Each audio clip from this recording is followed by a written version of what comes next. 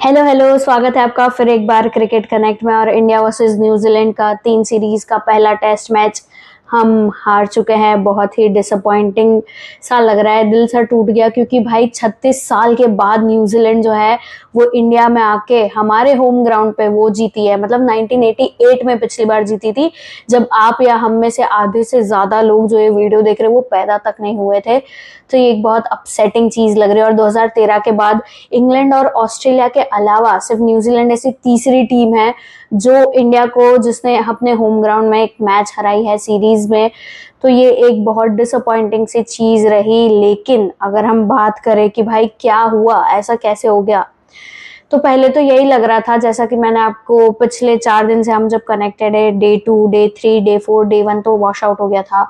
तो मुझे जैसा पर्सनली लग रहा था कि जब 46 पे ऑल आउट हुए थे तभी हमारे हाथ से ये गेम चला गया था। लेकिन इंडिया ने जो फाइट बैक किया था वो काफ़ी अच्छा रहा था। हमें फिर भी होप्स थी, स्पेशली सरफराज खान जिन्होंने 150 बनाए, ऋषभ पंत जिन्होंने 99 बना के फिर वो आउट हुए थे। तो हमें तब भी थोड़ी उम्मीद थी कि यार शायद जीत सकते हैं अभी भी ये मैच।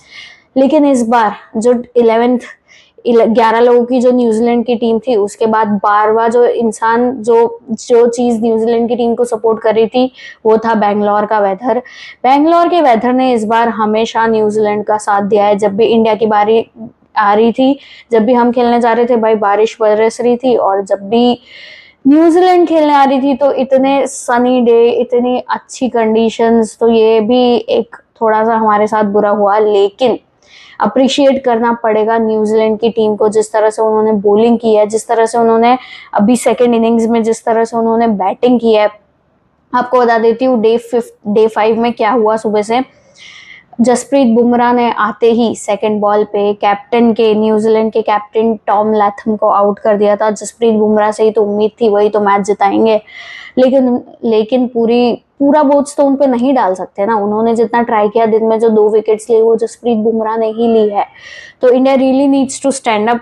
अब अगर बॉलिंग थोड़ी सी, माफ कीजिएगा, बॉलिंग थोड़ी सी इम्प्रूव करने की ज़रूरत है। उसके बाद डेवन कॉनवे आए, वो 17 रन पे आउट हुए और उनको भी जसप्रीत बुमराह ने ही आउट किया। उसके बाद विल यंग और सचिन रविंद्र वेट कर रहे थे, थोड़ा काम, थोड़ा शांति से खेल रहे थे कि उन्हें समझना पड़ेगा गेम को। सिर्फ 107 रन का जो था स्कोर वही अचीव करना है। तो उन्होंने थोड़ा पिच पे टिके, वो थोड़ा आराम से गेम को समझा। और उसके बाद स्पिनर्स पे जो अटैक किया है भाई, फिर जो उन्होंने मतलब एकदम गेम को समझ के अपनी तरफ 50 रन की जब उन्होंने पार्टनरशिप बनाई, तब तो समझ ही गए थे कि भाई 100 रनों में से जब 50 रन ऑलरेडी बना चुके हैं विल यंग और सचिन रविंद्र। विल यंग में जो विल दिखे आज, तो अगर 50 रनों की पार्टनरशिप बना चुके तो 107 इतना अनडिफेंडेबल स्कोर तो नहीं लग रहा था। तो इस तरह से न्यूजीलैंड आज जीत गई। इंडिया के बॉलर्स जिन पे हमने पूरा बोझ डाल रखा था वो नहीं जीत पाए। तो ये थोड़ा सा यहाँ पे मामला गड़बड़ा गया। अब इसके बाद क्या आगे क्या होने वाला है टीम इंडिया के साथ, इस बात पे आता है। अभी भी इस सीरीज में 3 मैचेस होने वाली है। पहली सीरीज न्यूजीलैंड जीत गई है पूरे 8 विकेट से। अब बाकी की दो मैचेस जो है, माफ कीजिएगा, पहली मैच जो है वो न्यूजीलैंड जीत गई है। बाकी की 2 मैचेस जो है वो इंडिया को हर हाल में जीतनी पड़ेगी, क्योंकि ये जो है वो चैंपियंस ट्रॉफी के फाइनल में अफेक्ट होगा अगर हम नहीं जीत पाए तो। अगर हम लोगों ने बाकी के 2 मैचेस नहीं जीते तो हमारा जो चैंपियंस ट्रॉफी 2025 जीतने का सपना है वो फिर से अधूरा रह जाएगा। और इसके अलावा हमें टोटल 3 मैचेस जीतनी है अगर हमें चैंपियंस ट्रॉफी का फाइनल खेलना है। तो इसका मतलब अब हमारी नज़र जो है वो बॉर्डर गावस्कर ट्रॉफी पे बहुत ज़्यादा रहेगी। वहाँ पे भी ऑस्ट्रेलिया जाके पर्थ में हमें मैच जीतना ज़रूरी हो जाएगा। कम से कम एक मैच जीतना ही पड़ेगा, तभी हम चैंपियंस ट्रॉफी के सपने देख सकते हैं। वरना उसके अलावा पहले से ही हम चैंपियंस ट्रॉफी को ख़त्म, tata bye bye goodbye, ये बोलना पड़ेगा।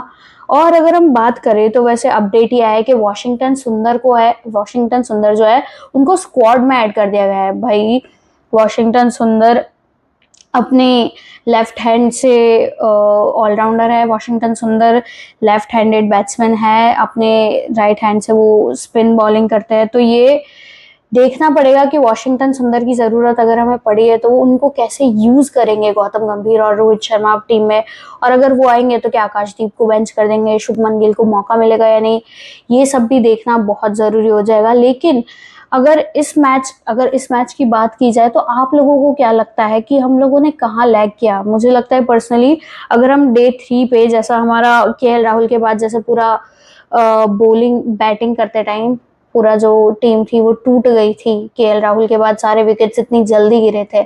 अगर हम वहाँ पे मैनेज कर पाते, कम से कम 70 से 80 या 100 रन और जोड़ पाते, तब भी ये सीरीज़ हमारे हाथ में आ सकती थी। लेकिन अफ़सोस की बात है कि वो नहीं हुआ। लेकिन पुणे और मुंबई की जो पिचेज़ है, वो इंडिया की टीम को ज़्यादा फ़ेवर करेंगी। न्यूज़ीलैंड के लिए मुश्किल होगा, तो ये देखने वाली बात होगी कि भाई आगे क्या होता है। आप लोगों को क्या लगता है कि स्क्वाड में इम्प्रूवमेंट होनी चाहिए या फिर कैसे कहाँ पे इम्प्रूवमेंट होनी चाहिए? ये सब आपकी राय हमें कमेंट बॉक्स में ज़रूर बताइएगा, और ऐसी ही और वीडियोज़ के लिए सब्सक्राइब कीजिए क्रिकेट कनेक्ट।